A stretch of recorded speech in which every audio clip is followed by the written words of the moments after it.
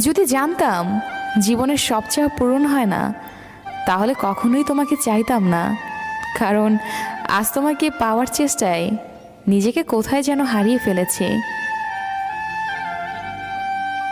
আজ পৃথিবীর কোনো এক পাষাণী মানুষের জন্য মনটা খুব কাঁদছে। আপন মানুষকে কিভাবে ভোলা যায়? যদি জানতাম। সম্পর্কের মৃত্যু ঘটাতে শুরু হয় সেই প্রথম থেকে, যখন প্রিয় মানুষটি মিথ্যে বলা শুরু করে।